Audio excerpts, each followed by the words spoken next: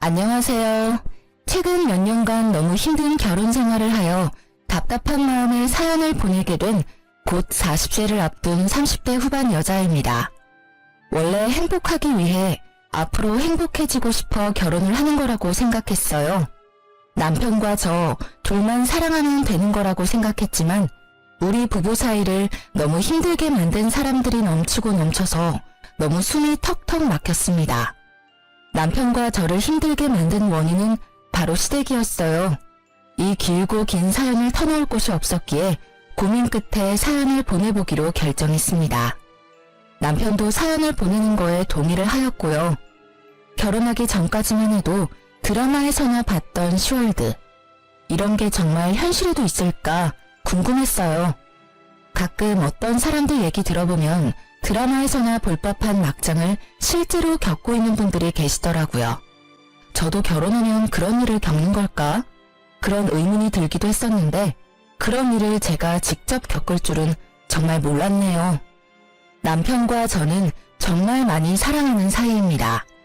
결혼을 하면서도 남편 때문에 제가 힘들었던 적은 전혀 없었어요. 오히려 남편 덕분에 제가 슈월드 안에서도 버틸 수가 있었는데요. 어떤 힘든 일이 있어도 저희 부부 사이를 갈라놓을 수는 없었어요. 연애할 당시 남편이 오랫동안 취준생으로 지냈어도 군대를 간다고 했을 때도 저희는 절대 헤어지지 않았어요. 근데 우리 부부 사이에 금이 갈 뻔한 적이 딱 한 번 있는데 바로 시아버님과 남편의 여동생 때문이었어요. 보통 시어머님과 고부 갈등이 많이 생긴다는 말은 들은 적이 있는데 오히려 시아버님과 싸우는 일이 너무 많았어요. 보통 시아버님의 사랑은 며느리라고 하는데 그건 모든 사람에게 해당되는 말은 아니었어요.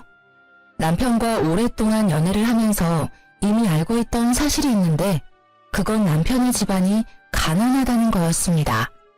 남편과 연애를 하면서도 집안일 때문에 힘들어할 때가 많았어요.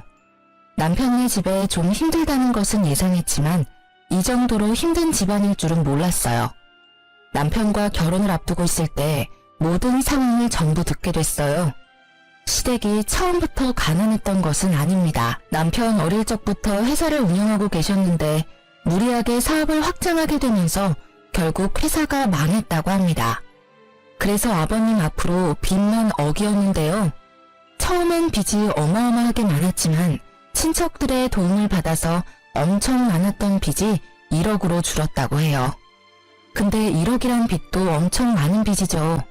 시어머님은 원래 부잣집 막내딸로 태어나신 분이라서 이제껏 돈 걱정이라고는 해본 적이 없으신 분인데 아버님 때문에 지금껏 돈 걱정을 매일매일 하면서 힘들게 살고 계셨다고 해요.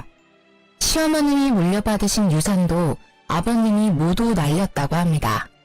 그것 때문에 이혼 위기를 겪었지만 남편을 생각해서 이혼까지는 안 갔다고 해요. 원래 전업주부로 지냈던 분이었는데 마트에서 계산원으로 일하고 계셨고요. 열심히 일을 하면서 빚을 갚는 데에 보탬이 되려고 하는 어머님과 다르게 아버님은 빚을 갚는 데 있어서 크게 노력하지 않는 편이었어요. 아버님이 남들 아버님들과 다르게 연세가 꽤 있으신 편이라서 마땅히 일을 할 만한 곳이 없는데요. 그래도 잘만 찾으면 할 일은 많았습니다. 이제까지 사업을 해왔던 분이라 몸을 쓰는 힘든 일을 하긴 싫어하세요. 그래서 몸이 편하지만 월급이 적은 경비 일을 하면서 돈을 벌고 계셨는데요. 남편이 성인이 되기 전까지만 해도 이 집안의 가장이 바로 아버님이었기에 빚을 갚는 동시에 제 남편과 시누이를 먹여 살려야 하는 게 맞잖아요. 근데 절대 힘든 일을 하지 않으려고 하는 아버님 때문에 남편과 시누이가 굶고 지낼 때가 많았다고 합니다. 어머님은 애들이 불쌍하기도 하고 빚 갚으라는 독촉장이 날라올 때마다 심장이 쿵쾅쿵쾅 뛰어서 이대로는 못 살겠다 싶어서 아버님께 제발 일 좀 하라고 크게 화내신 적이 있었다네요. 어머님이 일하라고 옆에서 말 한마디라도 꺼내면 밥상을 엎을 정도로 극도로 예민하게 반응하셨다고 해요. 지금도 여전히 돈 때문에 자기한테 눈치라도 주면 가장을 무시하는 거냐고 엄청 난리를 치십니다. 남편이 학생일 때까지만 해도 거의 어머님이 혼자 빚을 갚고 있었다고 보면 돼요. 아버님은 거의 한량처럼 일을 하다 말다 했었기 때문에 크게 도움이 되지 않았다고 해요. 어머님 힘으로 혼자 빚을 갚았기 때문에 아무리 열심히 일을 하고 갚아도 빚의 금액이 크게 줄지 않았다고 합니다. 남편이 성인이 되고 난 이후 본격적으로 일을 하기 시작하면서 그나마 돈에 대한 부담은 적어졌지만 여전히 빚을 갚는 데 있어서 허덕이는 건 맞아요. 시모는 아버님 대신에 항상 고생하는 남편에게 미안하고 사과를 매일 했다고 해요. 성인이 된 남편은 아버님 대신해서 대부분 빚을 갚아줬기 때문에 어머님이 항상 미안하다는 말을 달고 사는 거였어요. 1억이란 큰 돈을 전부 갚아준 건 아니었지만 5천만 원 가까이 남편이 대신 갚아줬다고 합니다.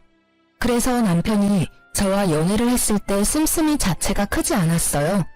남편 보면서 참 검소한 사람이다 라는 생각을 했었는데 그만한 이유가 다 있었던 거였더라고요.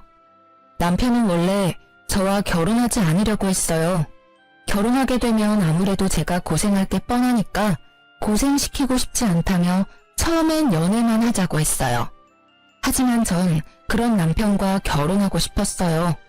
항상 성실하고 워낙 착한 사람인 걸 알고 있었기에 남편에게 걱정하지 말고 바로 결혼하자고 했어요.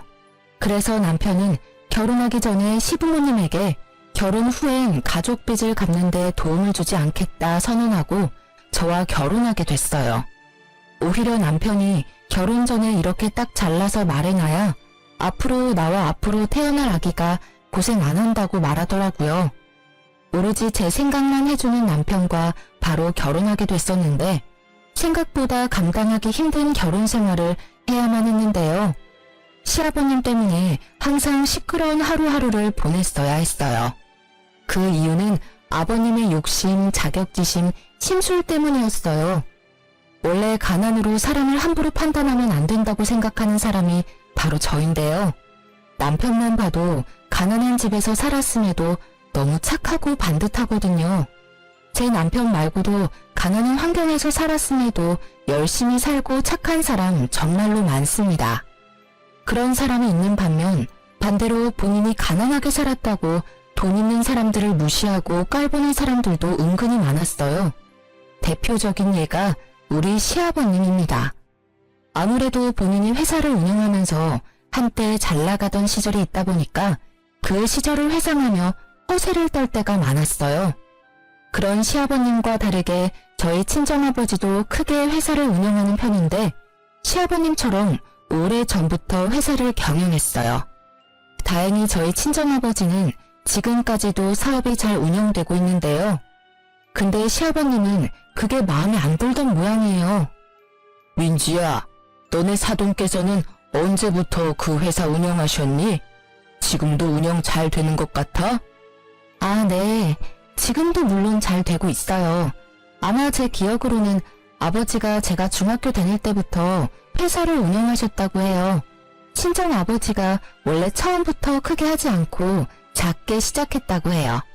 직원도 안 쓰고 혼자 열심히 발로 뛰면서 일한 덕분에 이렇게 회사가 클 수 있었다고 하네요. 혼자 힘으로 어떻게 그런 회사를 운영할 수 있었겠어? 그냥 다 운이 좋았던 거지.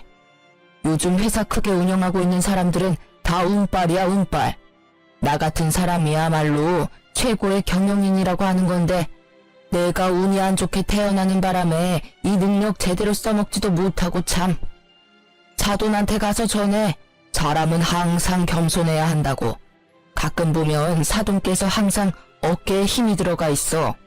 운이 좋아서 회사가 잘 된 것 같은데 본인이 정말 열심히 해서 그렇게 회사가 큰 줄 알고 있는 것 같더라고.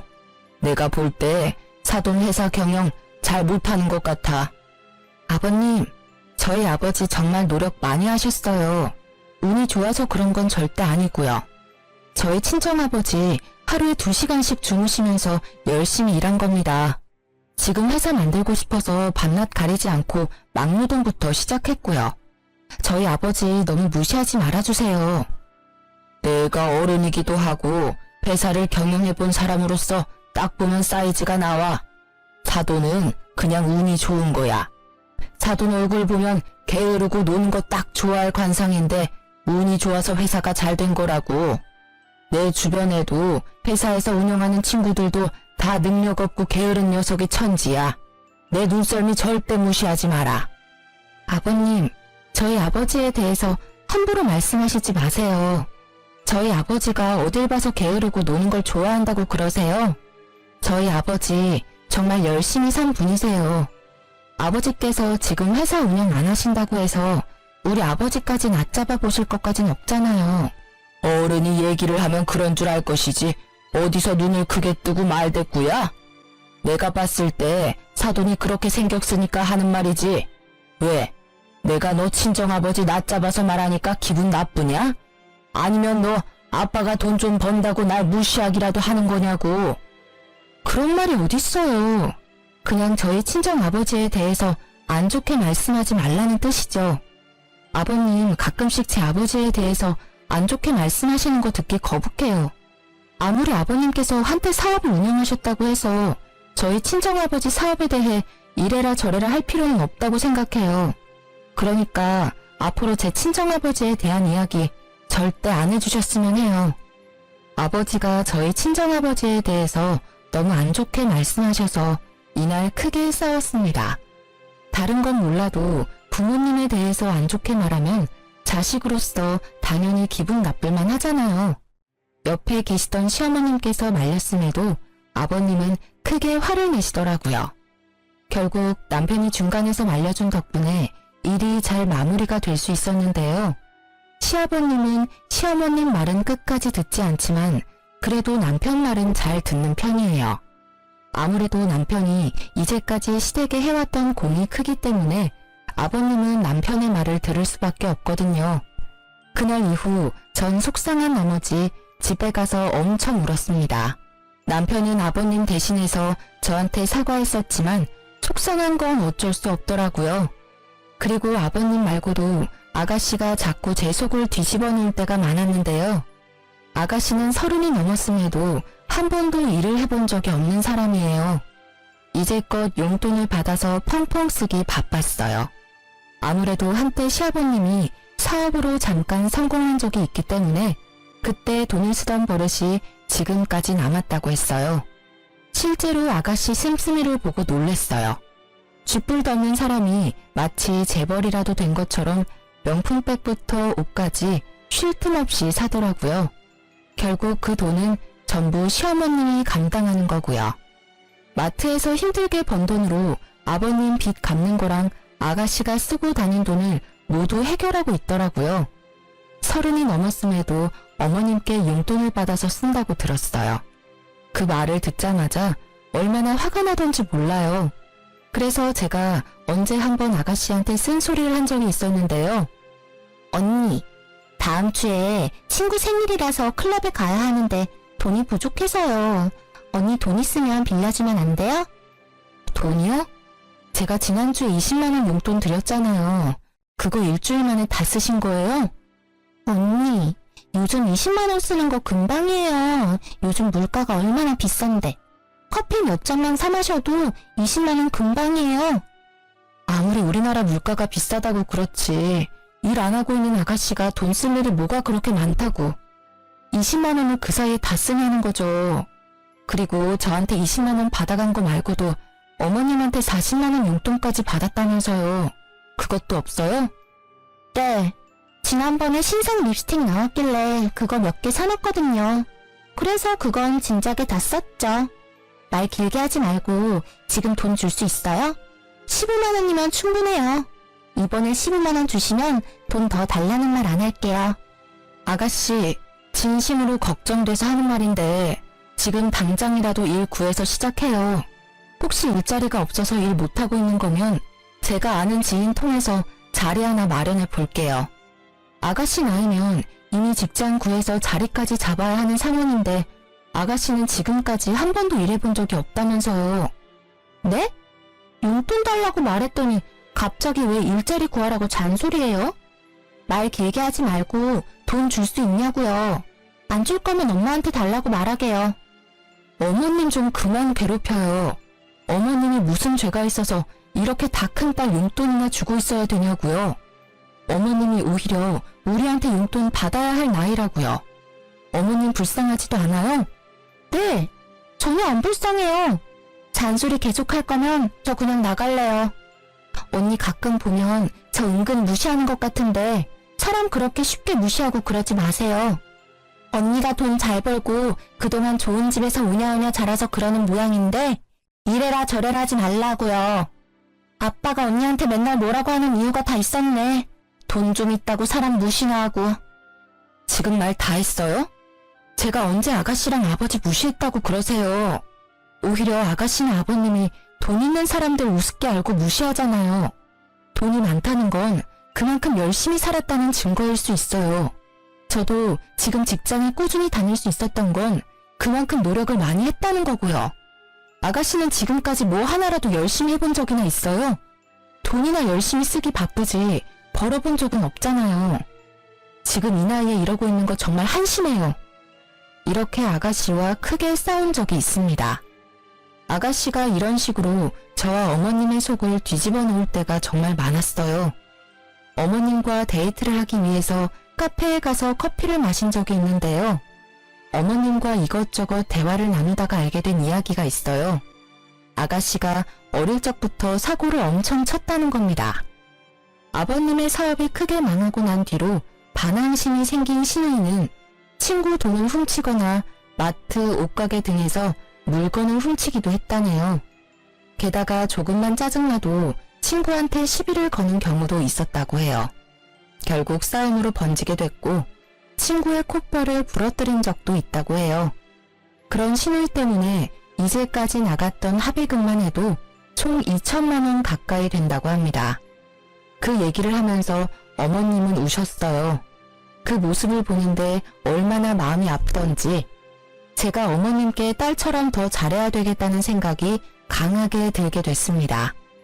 이 일이 있고 나서 아가씨가 저한테 또 시비를 걸기 시작했는데요. 남편이 2박 3일로 출장을 간 적이 있어요. 남편은 그때 제가 집에 혼자 있는 게 걱정됐는지 친구들과 여행이라도 다녀오라고 저한테 용돈을 주더라고요. 그래서 전 친구들과 2박 3일로 제주도 여행을 다녀오게 됐는데요. 그 소식을 알게 된 아가씨가 비아냥거리기 시작하더라고요. 언니, 지난주에 제주도 다녀오셨던데 친구들이랑 같이 다녀온 거예요?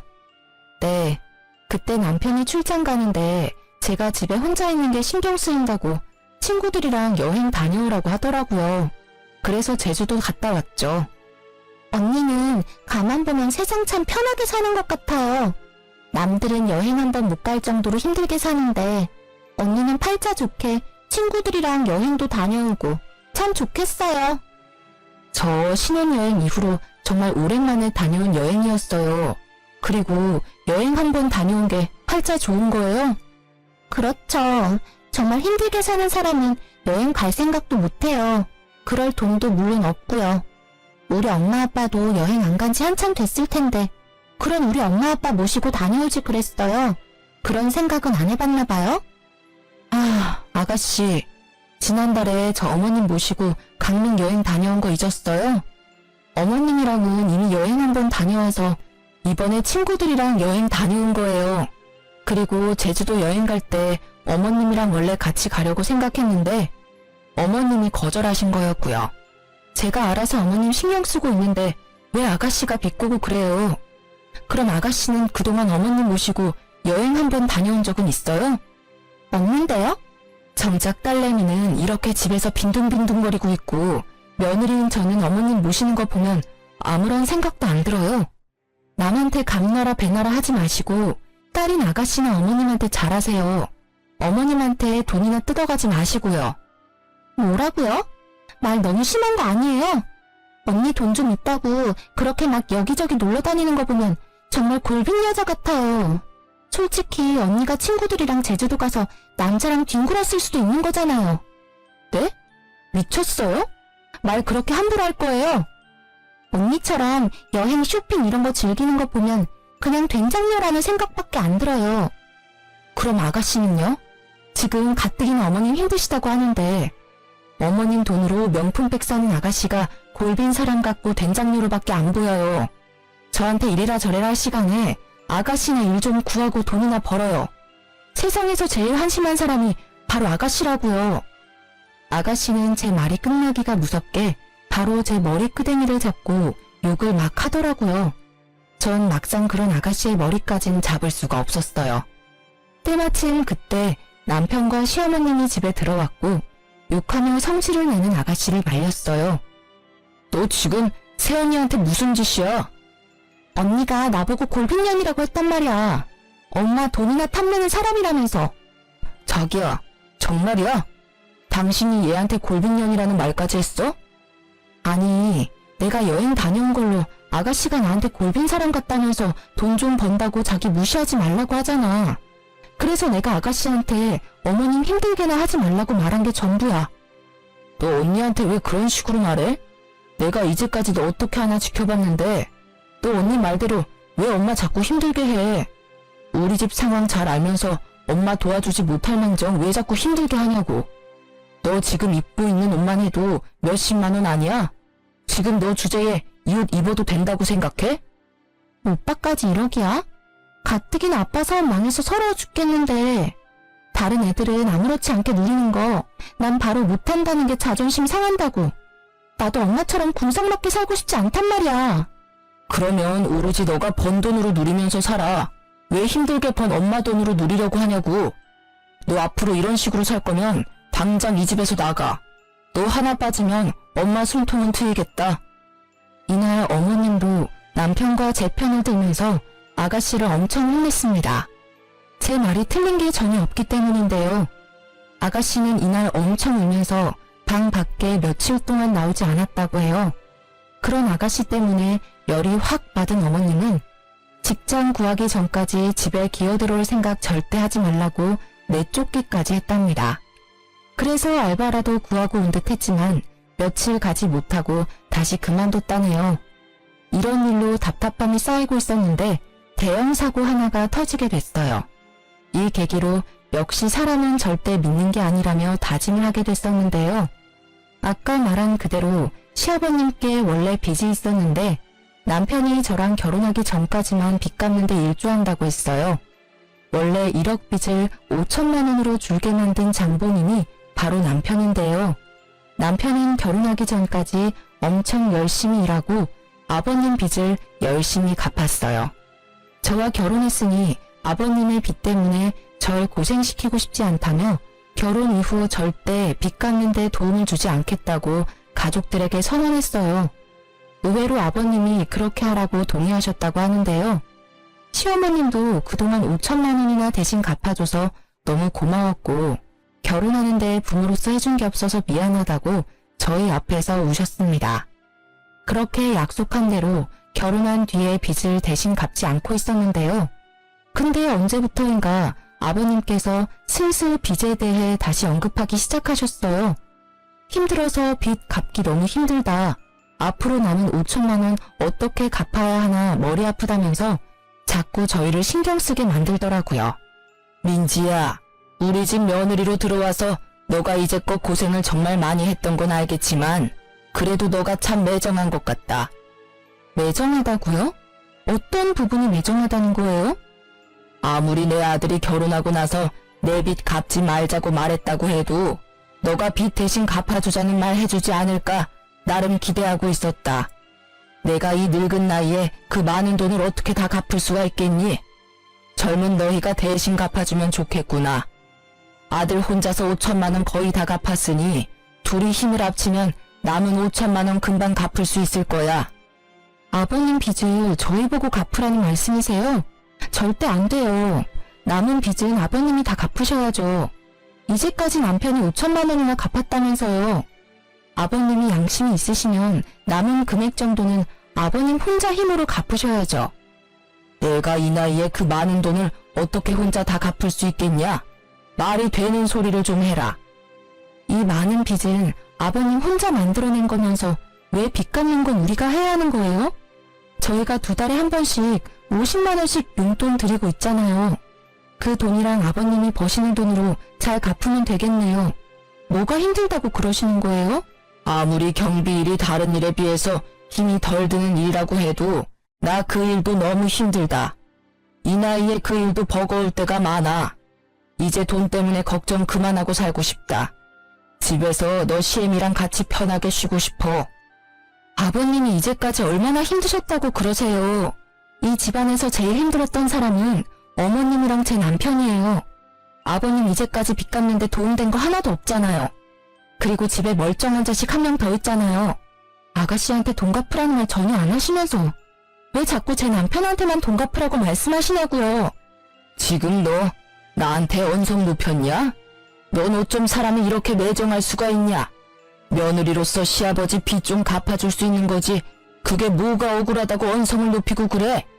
저희 아버님 빚 당연히 갚아드릴 의무 없어요. 아버님 혼자 스스로 갚으세요. 제 남편 더 이상 힘들게 만들고 싶지 않아요. 돈 많은 집에서 오냐오냐 자라서 그런지 못 배운 티가 너무 난다. 시아버지한테 저렇게 싸가지 없이 말하는 여자 처음 본다, 처음 봐. 너 앞으로 그렇게 살지 마. 욕먹는다.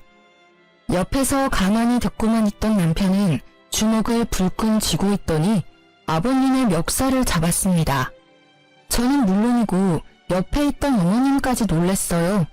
전 그런 남편을 빠르게 말렸습니다. 아버님 멱살을 잡고 있는 남편을 간신히 떨어뜨려 놨어요. 아버지라는 인간이 이래도 돼? 나 하나 괴롭힌 것도 모자라서 이제 하다하다 며느리까지 괴롭히려고 하냐고. 적당히 좀 하세요. 나 아빠 때문에 정말 숨통이 막힌다고요. 내가 이제까지 널 어떻게 키웠는데 나한테 이러니? 아빠 빚 갚아준 게 그렇게 아까워? 아빠 태도 때문에 전 참기 힘들어요. 우리가 아빠 대신해서 빚 갚는 게 당연한 게 아니잖아. 아빠가 저지른 일은 본인 스스로 책임져야지. 계속 이런 식으로 나오면 나 아빠 안 보고 살 거야? 오빠 방금 뭐라고 했어? 고작 이 여자 하나 때문에 아빠 안 보고 살겠다는 거야? 야, 너 때문에 우리 오빠랑 아빠 싸우잖아. 너가 이혼해주면 다 끝날 일이니까 당장 꺼져. 중간에 있던 아가씨가 갑자기 저 때문에 이 사단이 생긴 거라면서 머리채를 잡더군요. 놀란 남편과 시어머님은 그런 아가씨를 말리기 시작했고요. 시아버님도 마찬가지로 이게 전부 제 탓이라는 말과 함께 손을 올리시더라고요. 전 정말 몹시 당황했습니다. 며느리를 때리려고 하는 시아버지라니요.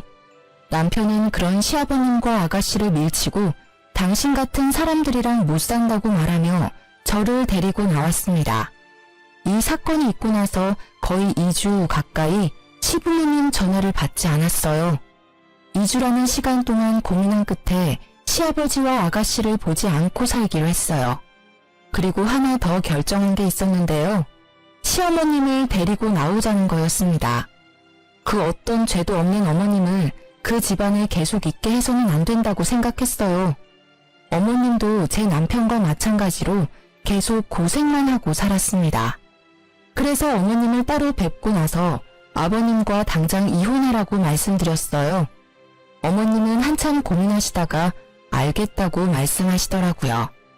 시아버님께서 저한테 손찌검을 하려는 모습을 보고 이혼해야 되겠다는 결심이 생겼다고 합니다. 어머님이 아버님과 이혼한다면 그런 어머님은 저희가 모시고 살기로 했어요. 어머님은 저희 말대로 아버님께 이혼하자고 통보한 뒤 짐을 싸고 바로 저희 집으로 오셨는데요. 아버님은 절대 이혼 못 해주겠다고 말했지만 어머님이 이혼 안 해주면 법정에서 보자고 경고를 했다고 합니다. 아가씨도 왜 자기만 두고 가냐는 식으로 말했다고 하는데 어머님은 그런 아가씨한테 너는 딸도 아니야. 앞으로 너 인생 너 혼자 살아. 라는 말을 남기고 나왔다고 하네요. 어머님이 집에 나오고 난 뒤 한동안 아버님 전화와 신우의 전화 안 받았습니다. 남편은 아버님께 문자로 이제까지 자신이 대신 갚아준 5천만 원 돈 갚으라고 보냈다고 합니다. 몇 달이 지나고 나서야 어머님과 아버님은 합의 이혼을 할 수 있었어요. 다행인 게 아버님과 어머님이 같이 살고 있었던 집이 어머님 명의로 된 집이었다고 해요. 빚 때문에 아무리 힘들었어도 집이 없으면 더 서러운 법이라며 절대 팔지 않았다고 해요. 시어머님 앞으로 남은 유일한 전 재산인 집을 팔면서 시아버님과 아가씨는 내쫓기게 됐어요. 어머님은 그 집을 팔고 모든 금액을 저에게 주셨습니다. 그동안 못난 시부모 만나서 너무 고생 많았다고 이 돈 저보고 갖고 있으라고 하더군요. 대신 그동안 남편이 아버님을 대신해서 갚아준 5천만 원을 대신하기로 했어요. 어머님 말씀대로 그렇게 하기로 했습니다. 어머님은 아버님과 이혼하면 앞으로 어떻게 살아야 하나 엄청 막막할 줄 알았는데 오히려 너무 속 시원하다며 진작에 이혼할 걸 그랬다고 말씀하셨어요. 그리고 착한 며느리와 아들이 있는 덕분에 이렇게 마음 편히 살 수 있어서 행복하다고 하셨고요. 한순간에 내쫓기게 된 아버님과 아가씨는 한동안 친척 집에서 지냈다고 들었습니다. 아버님은 위로만 형이 4명이나 있는데요. 하도 기생충처럼 돈도 안 내고 집에서 얹혀 사는 시아버님과 아가씨가 얄미웠나 봐요. 첫째 큰아버지께서 당장 나가라고 크게 혼을 내셨다고 하네요. 갈 곳이 없게 된 아버님은 결국 저한테 직접 전화를 하셨어요. 그동안 잘 지냈니? 너무 갑자기 전화해서 미안하다. 무슨 일로 전화하셨어요? 그게 말이다. 지금 나랑 태영이가 지낼 곳이 없어서 며칠 전까지만 해도 너네 큰아버지 댁에 잠시 지냈었는데 집에 나오게 됐네. 혹시 너희만 괜찮다면 당분간 너희 집에서 지낼 수 없을까? 아니요, 안 돼요. 제가 된다고 해도 그이가 허락 안 할 거예요. 그리고 이 집에 이제 저희 부부만 있는 게 아니라 어머님도 같이 지내고 있어요. 당연히 어머님도 아버님이랑 같이 지내는 거 절대 찬성 안 하실 거예요. 대수 태영이 엄마 거기서 지내니? 갑자기 집 팔고 나가길래 어디서 지내는가 궁금했는데 그럼 너 시엄마 잠깐 만나기라도 도와주면 안 되겠니? 나 그 사람이랑 이혼하고 나서 되는 일이 없다. 지금 나 혼자 빚 갚느라 정신도 없고. 아버님, 어머님 만나면 빚 같이 갚아달라고 부탁이라도 하려고요. 적당히 좀 하세요. 당연히 빚 갚는 건 힘든 일이고 아버님이 갚아야 하는 건 더더욱 당연한 일이고요. 고작 빚 때문에 어머님이랑 다시 합칠 생각이면 바로 접길 바래요. 어머님, 지금껏 아버님 때문에 고생이란 고생은 다 했어요. 그러니까 정도껏 어머님 괴롭히세요. 앞으로 저나 어머님, 남편한테 전화할 생각 죽어도 하지 마시길 바라고요. 아버님과 전화를 끊고 나서 아버님과 아가씨한테 번갈아 가면서 전화가 왔었는데요. 제가 하도 전화를 받지 않으니까 아가씨는 온갖 욕을 써서 문자를 보냈더라고요. 그렇게 못되게 살면 천벌받는다, 시아버지 버리고 살면 지옥 간다 등등 여러 말을 다 하더라고요. 그리고 시어머님은 아가씨와 딱 한 번 통화했다고 해요. 아무래도 자식이다 보니 마음이 쓰였나 봐요. 아가씨는 어머님께 자식 버리고 가서 좋냐고 제발 자기라도 데리고 가라고 화냈다가 빌었다가를 반복했다고 하네요.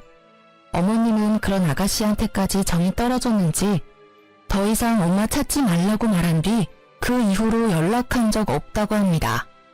이 일이 있고 나서 한참을 시누이와 아버님을 안 보고 살았습니다.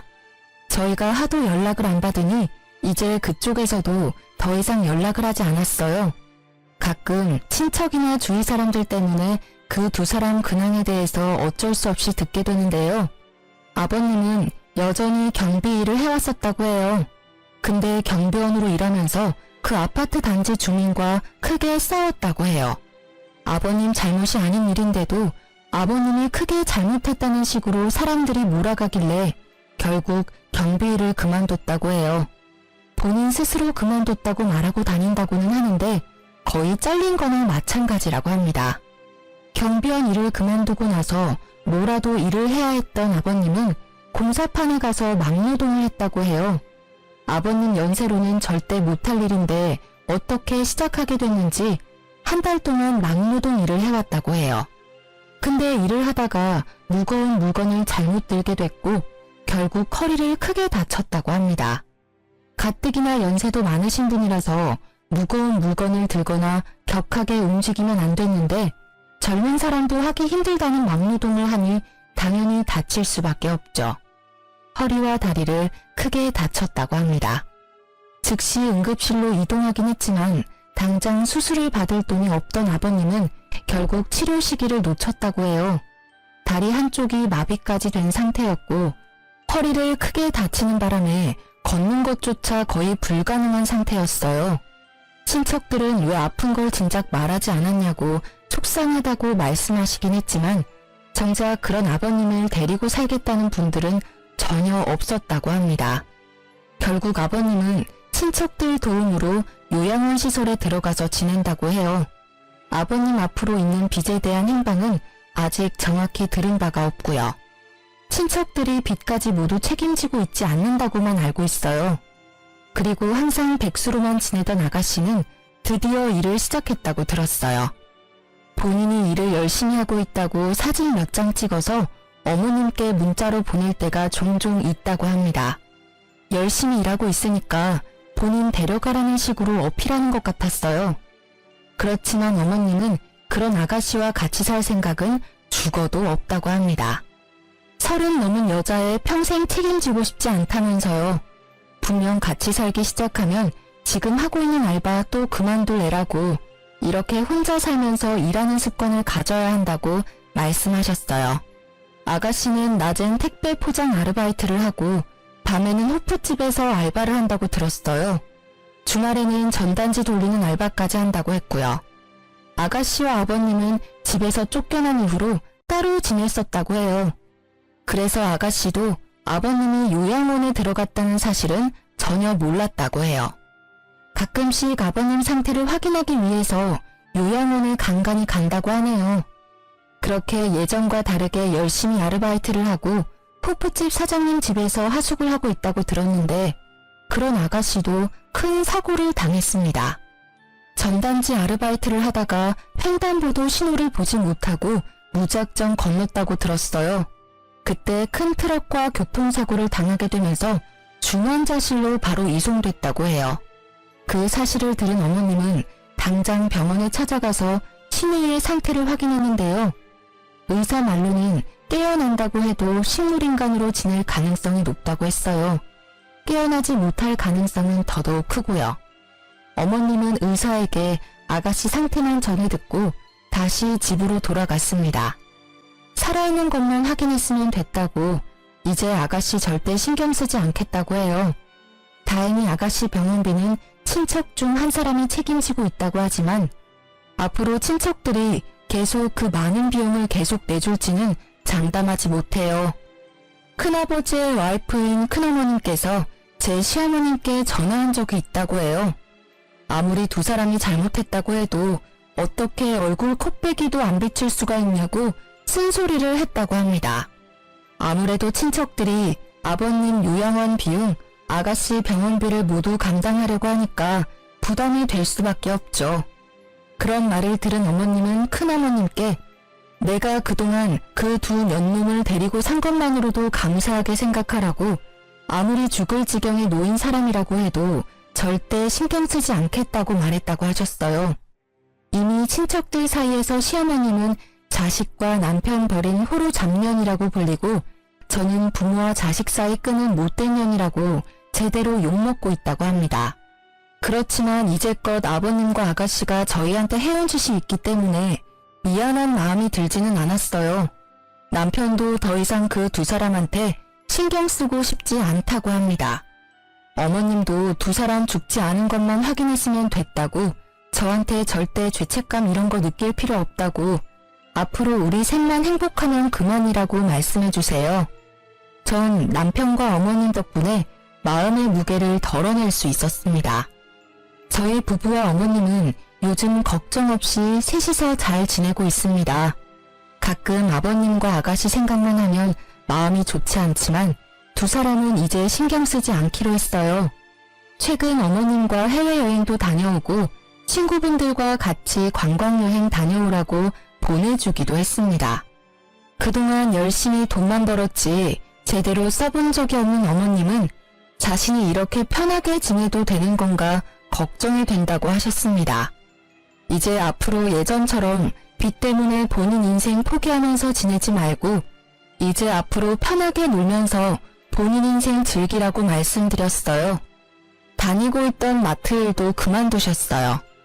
어머님이 저희한테 주신 큰 돈도 있기도 하고 저희 부부만 일해도 충분히 어머님 모시고 살 능력이 되기 때문에 어머님께 용돈을 드리며 셋이서 같이 행복하게 살고 있습니다. 가끔 친척분들이 무작정 우리 집에 찾아오는 일이 종종 있기도 했어요. 아버님과 아가씨 때문에 이제껏 나가게 된 돈들 저희 보고 대신 갚으라고 하더라고요.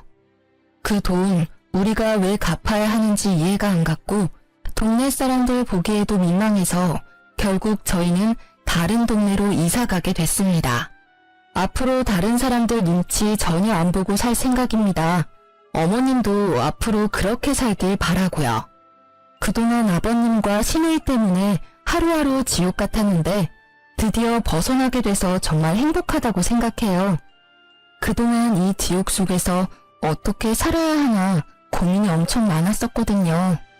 어머님도 항상 하시는 말씀이 있는데 이 늙은 시엄마 잘 챙겨줘서 고맙다고 우리 아들 자기 아빠 때문에 평생 고통 속에서 살 뻔했는데 그런 우리 아들도 구해줘서 고맙다는 말을 자주 해주십니다. 저희처럼 시댁 식구 때문에 마음고생 제대로 하고 있는 분이라면 지금이라도 본인 인생 찾으러 나가길 바래요. 아니면 지금이라도 본인이 하고 싶은 말이라도 하고 살아야 한다고 생각합니다.